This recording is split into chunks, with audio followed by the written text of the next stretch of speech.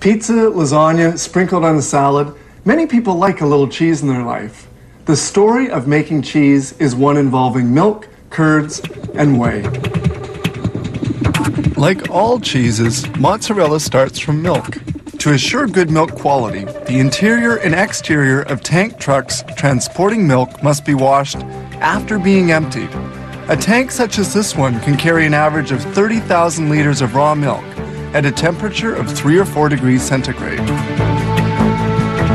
Raw milk destined for cheese making contains 3.8% fats and 3.3% proteins.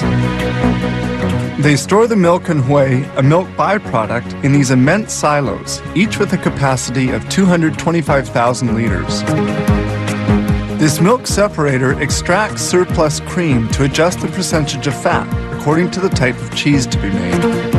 Fabrication begins with this tank, which feeds the pasteurizer.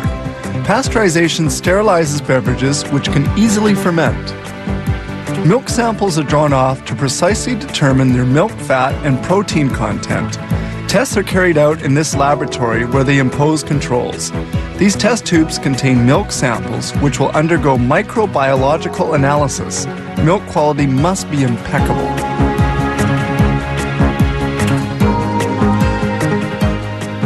This is a curdler with a 25,000 liter capacity into which milk and other essential ingredients for making mozzarella are introduced, such as the enzyme rennet that curdles the milk. This mix must be well stirred and cooked. The agitators are used to cut the whey into little lumps. This step takes about 30 minutes. The temperature of the tanks depends on the type of cheese they're making. Agitators continue stirring the milk. Once cooking is done, the whey is pumped onto tables to be drained. It stays there for about 25 minutes. The solid and the liquid are now well separated.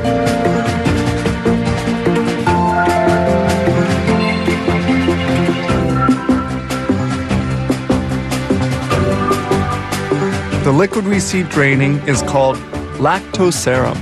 The lactose serum will be concentrated and transformed into milk byproducts.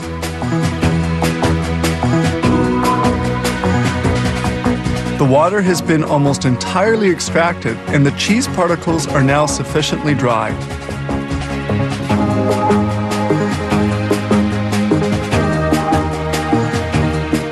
This large automated blade then moves cheese particles towards the next step. That is, toward the molder.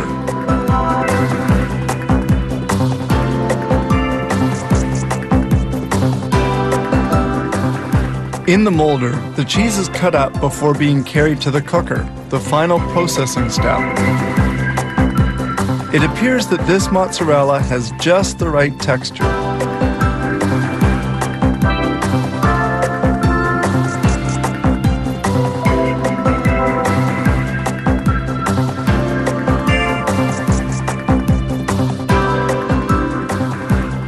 The cheese finally arrives at the molder, which will give it the proper shape. Each mold has a 2.5 kilo capacity and is rectangular. Brine, a salt solution, serves to cool as well as to salt the cheese blocks. The blocks are unmolded and fall into a brine tank.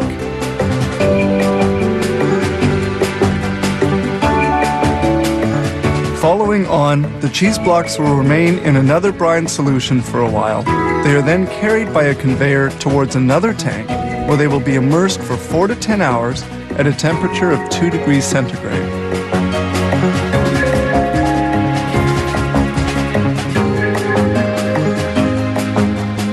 Sprays of brine remove the foam which forms at the surface of the tank.